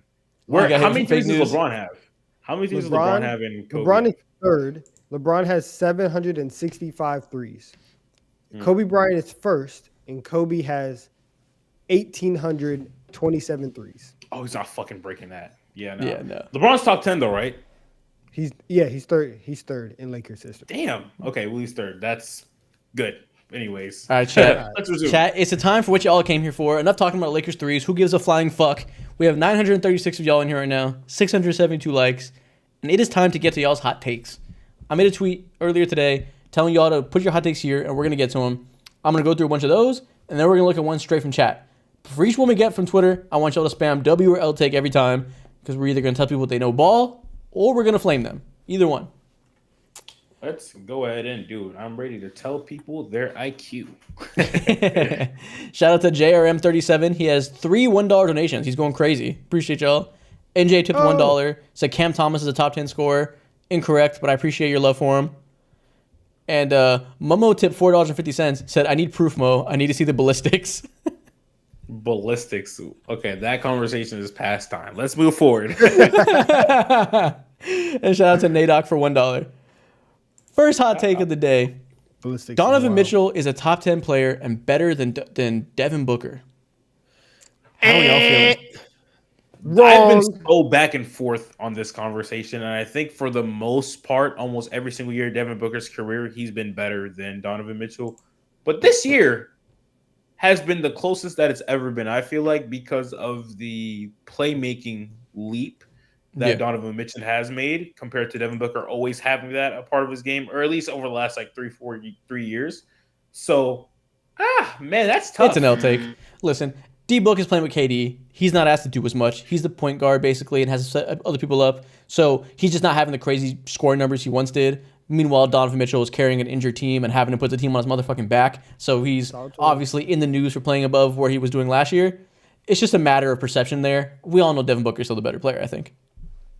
Yeah, I think it's easy to discredit Booker because, I mean, a lot of people don't like him for some reason, whether it be the double team thing back in 2018 or whatever, or just like how he talks trash and people think he's a front runner. But I think it's close. This is the most it's ever been of a competition between those two. But I still might lean competition Booker for sure. I just think D-Book's a better passer and he's a better defender. While they're both obviously elite scorers, you can decide who you think is better there. I'm a lean D-Book, but it is close. It's like the 11th versus the 14th best player in the league, right? So you're in the same stratosphere either way. Yeah. Roger Federals said Trae Young plus Wemby would be a top 2 duo in the league. That's facts. Dude, that's facts. Who's the best duo in the league right now? Jokic and Jamal Murray, bro. Yep. If you have someone who can be the best player in the NBA alongside, I guess Jamal Murray can turn into like a top 15 to 10 player whenever he's at his peak too. But Trae Young, playoff Jamal Murray is a fucking Hall of Fame player. Jamal Murray, he's like top 15. It doesn't make sense to me, bro. I'm sorry, I don't make the rules, but that is what he is. And listen, we thought Giannis and Dame would be this unbeatable duo. Trae and Wemby might be that. Nobody's falling off an age cliff anytime soon with these two. So relax. He's not even on the team. God damn. Listen, we're just saying what would happen. Yeah, right? It's theoretical. You guys know what you're doing. You hurt my feelings. I'm seeing a lot of W takes in the chat. They like this one. Donovan, where you sit? I agree with this. Top 2, yes. Yeah, maybe Jason Tatum and Jalen deserve to be above them at first with all the winning they do. Sure. Let's be honest. No. No. I mean, Jason Tatum's a top 7 player, and Jalen Brown isn't as good as Trae Young, but it's not a crazy leap there. If they deserve it, but top 3 isn't bad. The synergy between the two. They lose in the playoffs. I cannot give them top 2 duo in the league. Well, we'll see what happens. Right? I don't know. Many people think they won't lose in the playoffs, so maybe we have to give it to them for now. Next one. Tanny, this is one of our Discord mods. Shout out Tanny. He keeps the Discord, helps keep the Discord afloat because I do not be looking at that. He says, Luka Doncic will not win MVP in his career because Jokic is here to stay, and then Wemby will dominate until Luka falls out of his prime. What a scary thought for Luka Doncic. He might just be victim to the 2 best bigs we're ever going to see in our lifetime, and he'll never win an MVP. He's getting one. I think Luka's going to... My bad. Luka's going to surpass Jokic at a certain time frame, either because people are going to be like just straight up tired of Jokic for whatever reason, and I think eventually the time will come when the Mavs go ahead and have their run. If the Mavericks had this roster construction right now, I think they're like along with the Clippers, OKC, and the Minnesota Timberwolves in terms of standings, but they surrounded Luka with poo-poo platter. So, you know what I'm saying? I think Luka's time will come, just not this year because. I think he'll win it as soon as he leaves the Mavs in 4 years or whatever it may be. When he's like, well, he was like 25 now. When he's like 29, peak of his prime, he leaves to join another team and finally has a great team around him. They run to a 1 seed and do whatever when he finally has like real talent. He's gonna get one at least. He's getting one in his career. I promise you that.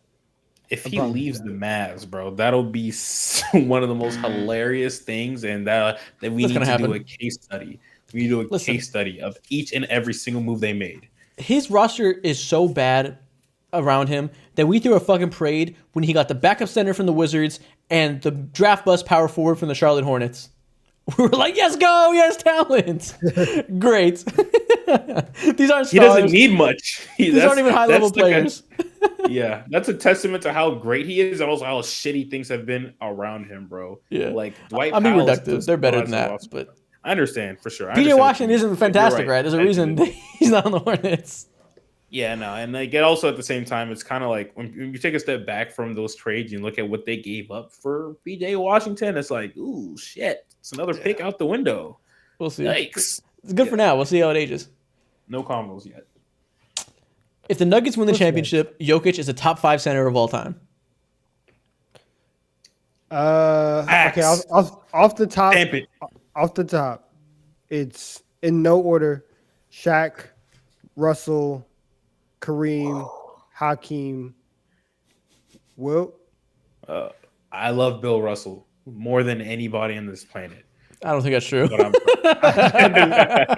I'm sure I'm not. Whatever you want to believe it. What do you want to believe? I just can't put him in that top 5 conversation over Jokic. I just can't do it. The question is, will he pass Hakeem? Hakeem's probably the 5th best center right now. Why are you disrespecting the 4th best center on that list? I'm not disrespecting. Maybe even 3rd. I'm not disrespecting him at all. He's probably number 5, right? You named 4 other people. He's 5, which is no slight. Do you think Jokic will pass Hakeem? Whatever. Do you think he'll pass Bill Russell? Do you think he'll pass Bill Russell or Hakeem for 4 and 5? Russell or Wilt. What are we talking about? Oh my God! Whatever. Do you think he'll pass that group of players and get into that? What are we doing? I'm just not gonna sit here and let you just disrespect Hakeem like that. But how is that disrespect? He will. You say like Hakeem is his big homie. He know him for real. I know. It's glazing. It's the guy. He'll be in that realm though, right? Chat. What do y'all think? W or L, chat? What did you say? I said Hakeem's still in the city. He's still active. Still moving around. He's still active. He's still moving around like he's moving weight. Damn. Chat, I want to see what y'all think for this one. In the meantime, we got some donos. Shout out to Mr. Rawl Shark 27. He said, Isaac, don't ever disrespect Chicago Bulls legend Daniel Gafford like that again. Dude, Jason Kidd's fucking an awful coach. He needs to figure out how to play him because he's been so inconsistent with his use of him. JRM 37 tipped $3. He actually donated like 5 in total because you spanned up in random donations. Appreciate you. And Momo tipped another $4.50. Appreciate y'all. Shout out to you guys, man. Next one. Showing out today. Love to see it. Wemby will be a top 8 player next season, and at some point in his career, he will average 30, 10, 5, and 5. And I assume that last 5 is blocks. I can't get to 5 blocks unless like the defensive blocks. rule changed in the NBA and he can stay in the paint forever. Then sure, I absolutely can think that's possible. Top 8 though, I'm with that. That's steep, but I'm with that. By the end of next season. So listen, same thing we did with the last conversation with All NBA. If we're gonna talk about this, we gotta talk about who else is in there. Projected next season, Jokic, Embiid, Giannis are going nowhere.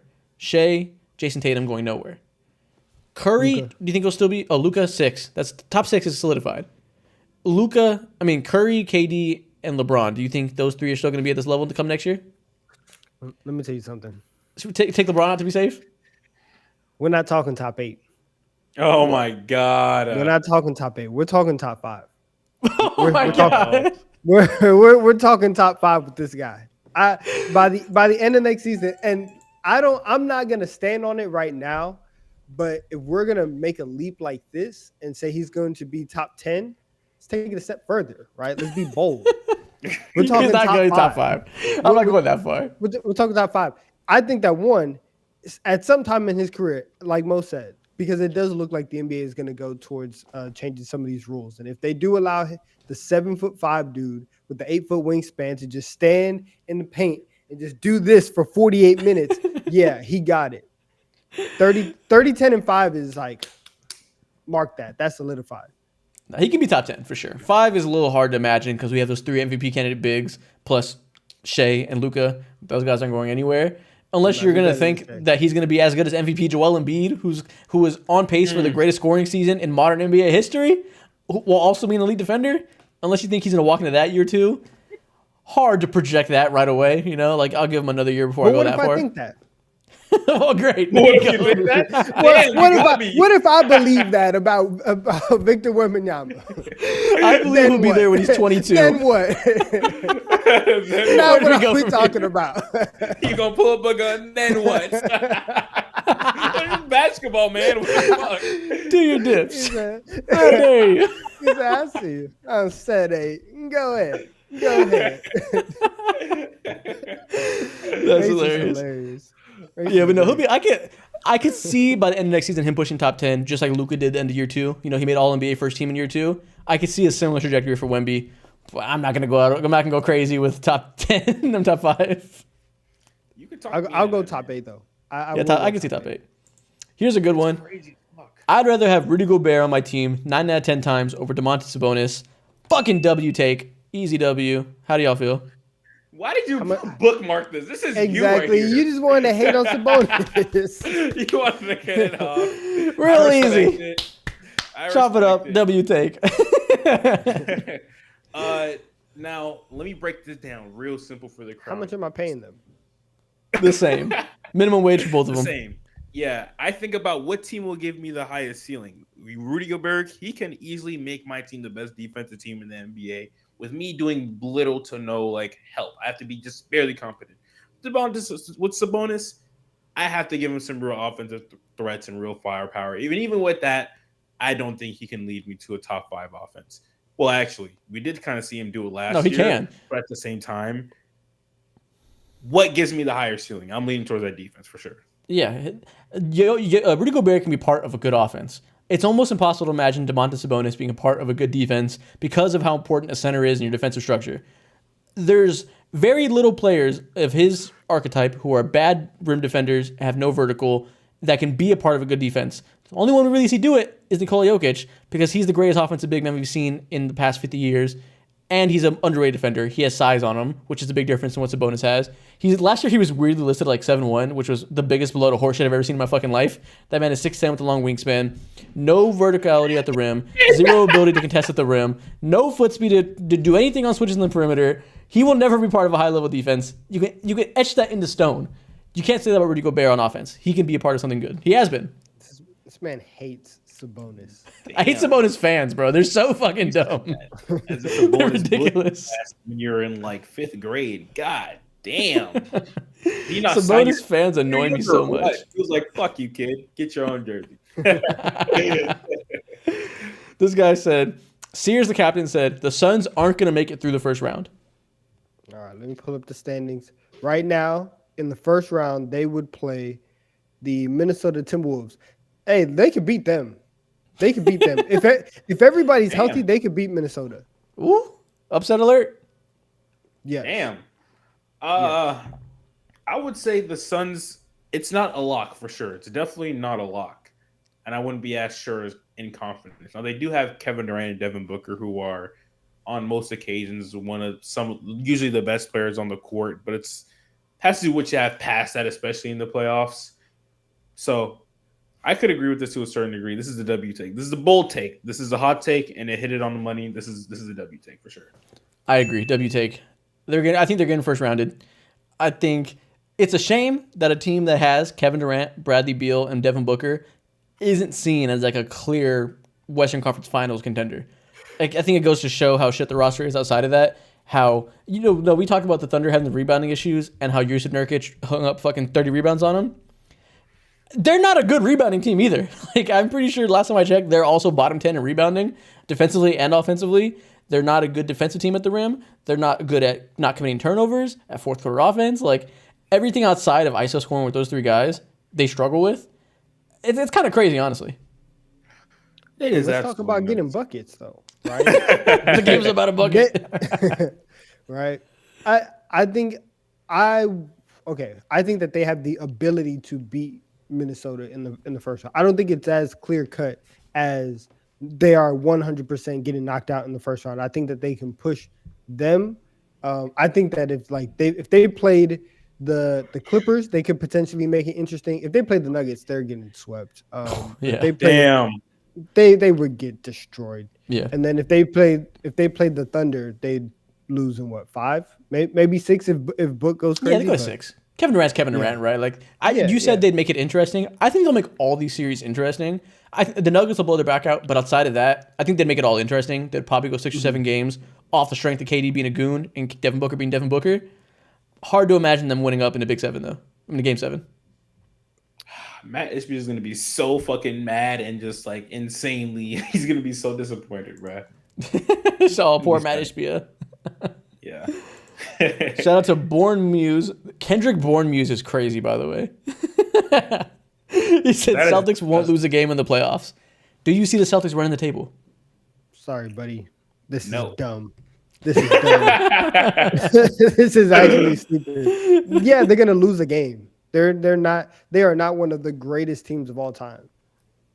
Who does he think they are? They're not. I understand they're elite this season, and in terms of just like consistency, they've been the most consistent team throughout the entirety of the regular season, But they aren't like 2018 Warriors, 2017 Warriors level of just like, how the fuck do you stop this team? Like, Jason Tatum is great. Jaylen Brown, you know what I'm saying? He's improved, of course. And no one's really talking about that. But regardless of the fact, like, they're not unbeatable, absolutely. Yeah. Because we know they're such a heavy three-point shooting team that they're going to have cold nights. We all know this is well documented. There's going to be some cold nights where they give up a game here or two in the series. Will there be that many that it becomes like a tough series? Maybe not. But they have too much variance in their game to actually go without losing a single one. Yeah, I agree. Like, it's just not going to slide. It's just not going to slide. Lucas57423009 said OKC is a first-round exit. I don't even want to address this because of how long his username is. That's just annoying. I don't want to deal with this. Next. Yeah. All right. Sorry, Lucas. That's a disgusting take. Shave some numbers off. No, it's also a bad take. Also a bad take. True. Owned by Lucas77, lovely, no bias here, says Lucas should be the MVP this season, and all of us should agree on that, honestly. Oh, really? That's what you think, owned by Luka? You think Luka's the MVP? Okay. Surprise. Chat, let us know what you think of that. In the meantime, let me read some donos. Kevin Galicki has tipped another $10. He said, hot take, Tatum is the most complete player in the NBA. Nobody is better than him at everything. Incorrect, but I appreciate your love for your hometown team. Marco tipped Kevin, $1. Go pack, Kevin. Yes. I know you haven't packed. He said, I got it bound in the background, man. Leave me alone. Marco tipped $1. Would you rather have Bam or Sabonis on your team? Bam. Oh, Bam, easy. 100%. Bam, easy. He's someone who's even more complete than Rudy Gobert on the offensive end and on the defensive end, considering what he can do on the perimeter at a much better rate, for sure. Kevin Glicki tipped another $5 before that. Appreciate you. IMN tipped $1. He said the 2024 draft is going to be deeper than people think, kind of like 2022. Probably. All these weak drafts are always better than people think because of all the role players and stuff. Sure. Nice take. Okay. I also don't know shit about the 2024 draft yet, so I'll take your word for it. Yeah, no. Expectations are low, so. Like I said, is Luka your MVP? No. You can talk a lot of people into it. It makes me sick. I can see the case. It's not crazy at all. Yeah. All I'll say is the next episode of the Isaac Gutierrez show coming out this Thursday is titled "Luka Doncic has mastered offense." So okay, Isaac, you said it's coming out this fucking Thursday. Last time it did not. Yes, it did. Ground eaters, you were late. No, it wasn't. Yeah, you were. What time did you upload? I'd say it was Thursday the same time as always. It wasn't the head movement. You were a minute late. You were a couple of minutes late. I'm gonna hold you to that. I just wasn't. Kevin Glicki donated another $20. I'm gonna start calling him Kevin. It's a mouthful. He said, "Brother, I am packed and ready to go. First class flying, staying at the Four Seasons over water bungalow for 10 nights." This guy's just rich as fuck. He's lit. Chat, I don't know how many of y'all are adults and how many of y'all have paid to go on vacations. 10 nights is ridiculous at the Four Seasons. This man just dropped 10 bands. The overwater bungalows, I've looked into those, right? This stuff is ridiculous, but I've looked into it for 5 nights. 10 nights is crazy. This guy is ridiculous. I need y'all to watch the stream, subscribe, so I can get as rich as Kevin Glicki. That's my goal in life right now. Exactly, bro. When I grow up, I want to be like Kevin Glicki in this bitch. God damn. I feel like I might be saying his name wrong. That'd be hilarious, but I'm just gonna run with it. W from Curry says the Magic are making it to the second round. Do you guys think the Magic are gonna win their first round series? Considering that right now they would play the Cleveland Cavaliers. No, probably not.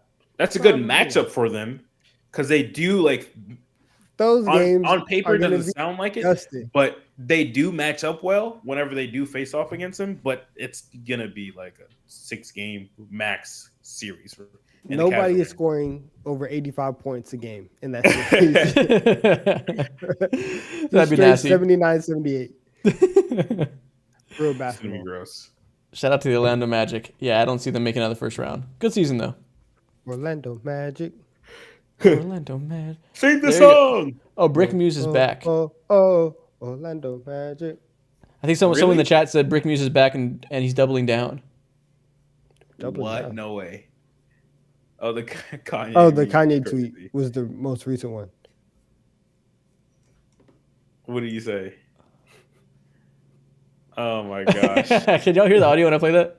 I can't. No. He says, "I'm not gonna say. You know, I can't say that." Yeah, fuck this guy. That's hilarious. That's the end of all the TikTok ones. Now it's time for chat hot takes. Chat, this is what you all been here for. Spam it up in the chat right now what your hot takes are. We're going to react to them. First one I see, if Damian Lillard... Wait, no, that's a Mal. I don't even know what he's saying. Point Zion and Wemby are going to be teammates in the next 2 to 4 years. I doubt it, but that'd be sick.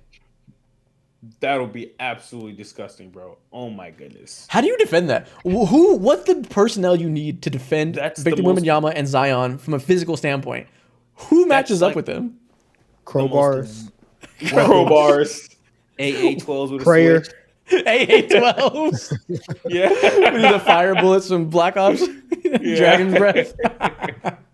Fucking Claymores. I wish I got a bouncing Betty. He said, "I wish I got these jokes." No, I don't play. I'm just in here. I don't even know if Mo plays Call of Duty. I'm probably just talking in the chat. Hot take. Mo's just laughing. Facts. No, he's a good podcaster. Hot take. Exactly, I know content. He knows how to entertain. Hot take. Nobody should want the #1 spot in the West. It's going to be the hardest road.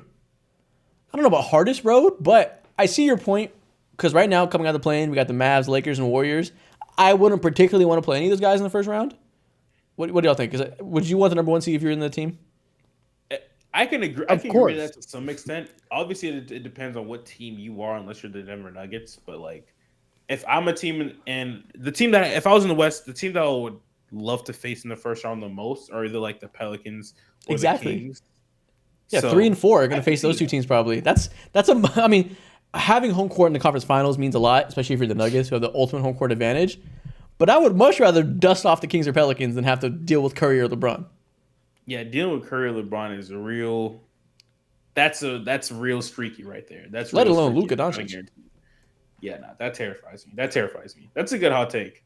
Yeah, That's a W take. Let's get that a No, W it's take. I like not. that. No, it's not. It is. It's a bad take. no, in terms We of them don't having the hardest road, it's not hardest road. we don't It's a even hot know take. who's going to be there. Like, you should go out and win as many games as possible and do what you have to do, because right now 6 and 7 have the same record, right? The Mavs are a game back of them. All of them are going to be in the play-in, and you might try to get 2-3 because you don't want to play, the Lakers. They might not make it into the playoffs, and now you get to play somebody else. Either way, you're going to have to play somebody hard. The West is hard. Win games, and like that's it. Yeah, exactly. You're going to have to beat good teams. You want home court advantage every time, especially in the conference finals. Denver's home court advantage is ridiculous. If they have home court advantage for every playoff series, they're never going to fucking lose as long as they're healthy. Big difference in not having that and having it. Yeah, that is very true, man. I mean, that altitude is generally a difference. So that team specifically, based off of where they're at, fucking helps like a motherfucker, bro. Yeah. I got a good hot take. So URR says Kawhi would be top 10 all time if his knees weren't made out of Play-Doh. Top 10 all time? I don't know about that, but he would be pretty high if he never had to deal with any of that stuff. That is very interesting. I'm going to go L take on that, but I see the logic. I see where he's going with it. He would have to win at least one regular season MVP to win top 10. At least one. And I don't know if he's the type of player to have that in him. Well, if his knees weren't gone, then maybe, like, he actually plays games. He doesn't do the load management stuff. It could be in the cards. Man. I guess so. We got some donation hot takes. I forgot. I got to read the hot takes from the donos because, they pay for first advantage. Nick7 tipped $1. He said, hot take, the only team that would guarantee to beat the Lakers in a 7-game series in the West, if fully healthy, is the Nuggets. Maybe the Clippers. LeBron and AD are generally the two best players on the court. The team has experience, depth, and defense. So basically he's saying the Nuggets will beat the shit out of them, maybe the Clippers, but outside of that, the Lakers would stomp everybody else. Do you think the Lakers would beat the beat the Thunder and Timberwolves? Not at all. Not at all. Me neither. They were able to make the run that they did last year because Rui Hachimura was like, I'm just not going to miss from 3, right? And I'm just going to be an elite 3-point shooter. And that's not happening again. Right? they are not going to have the shooting necessary to go far in these playoffs. And they would probably lose to every team outside of the Golden State Warriors in a playoff series. Okay, relax. They'd beat the fuck out of the Pelicans and the Kings. I'll give you the Kings because I don't trust them. The Pelicans, maybe. They'd beat the fuck out of the Pelicans. Maybe. I think That's they would. tough. I think they'd win in 5 or 6. I think because LeBron's obviously can go try hard like he did in the conference in the in-season tournament. I would think they would beat the Pelicans with ease. He can't do it anymore. He can do it for 1 series. I don't know about 4 though. If it's like the I don't know, because this Pelicans team versus that Pelicans team is very different because often nature Zion just is better in general. But It's a little different. Yeah, it's a lot different. That Zion compared to this Zion, it's different. It was 2 months ago, not 2 years ago. Yeah, do you know how, bro? He's cutting hard right now. That's what it is. The diet is different right now, bro. He is stupidly locked in. So I'm like, stupidly locked in. Yeah, so I don't know. It's 13 hours a day. Shout out to Nick7 for tipping $1. Shout out to Marcelo17 for tipping $2. Shout out to Kevin Galicki for another $10. Carlos for $3. Kyrie's left shoe for $3. Love the name. And Colocho for $3, who said, hot take, the NBA is the most boring of the big 4 sports. My God, you're talking about baseball and hockey? Get the fuck out of my face. Hey, whoa, now. Listen, I'm not even gonna lie. Hockey's kind of lit. I'm sure it is. It is kind of lit. But the only thing about hockey that I'm like, bro, it'd be kind of insane if they added this in the NBA is starting rain is like the referees don't call. They don't get into like the technicalities of the game. They just let people scrap whenever there's a major disagreement. That's hard as hell. I think some hockey fans like hate that. I think people are like trying to like phase it out of the game. Really? Yeah, it's like antiquated. Like, why are we doing violence? Personally, it's new to me, and I'm a fucking NBA fan most of the time whenever I'm watching sports. So I sit there and I wonder, I wonder what Jose Alvarado would really do to the most random NBA player. Jose Alvarado and Chris Paul. Jose Alvarado pulls his pants up.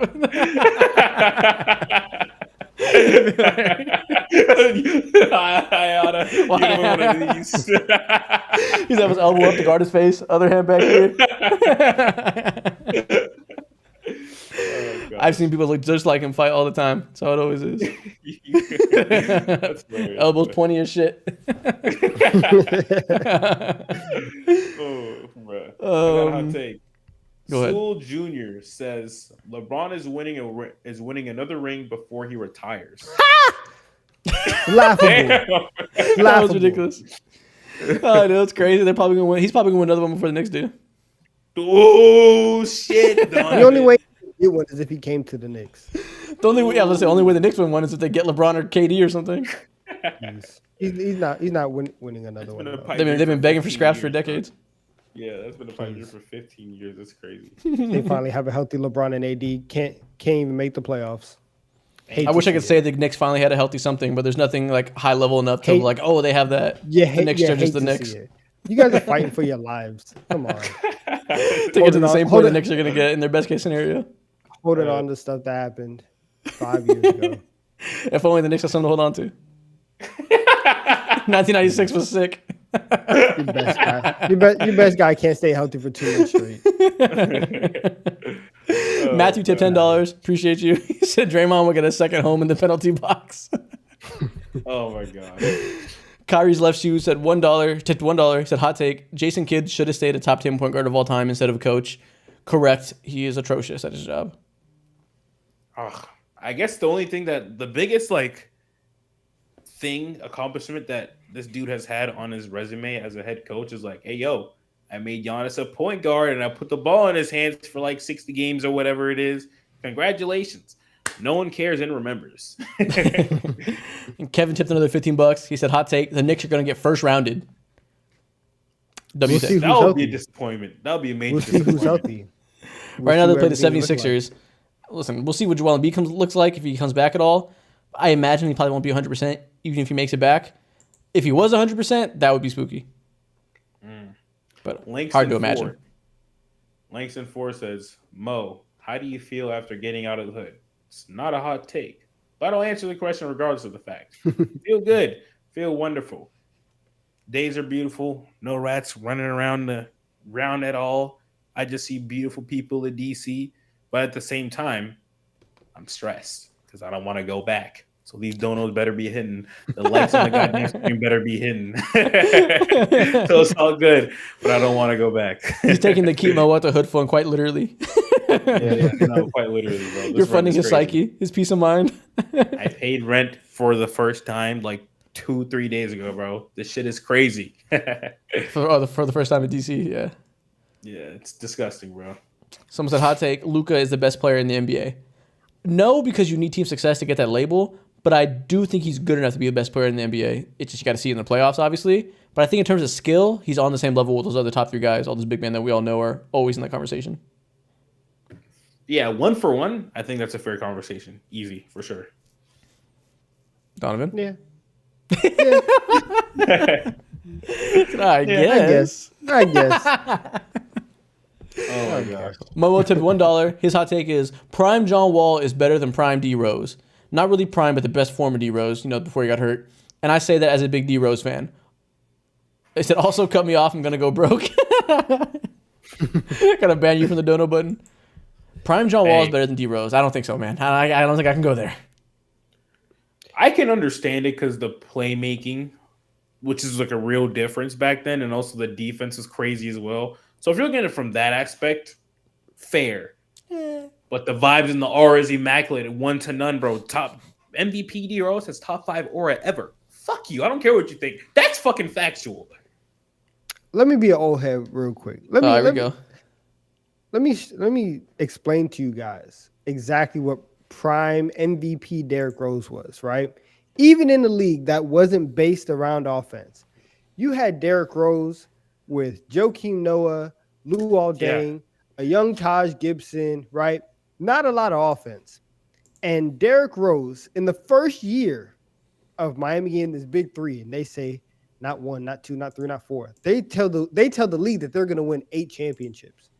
And Derrick Rose says, no, I'm going to win 66 games on your watch. I'm going to have the number 1 seed, right? We are going to have an amazing defense. I'm going to be the most athletic point guard we've ever seen. You made it sound like D-Rose beat them in the playoffs. Oh, no, listen, they got 4-1. It was crazy. Damn. But what Derrick was doing, this is ridiculous. Some people, when they get sad, they go into their room, they like to put on Marvin's Room. I put on old Derrick Rose highlights when I get when I'm in that mood, because seeing the talent that was robbed from us is dastardly.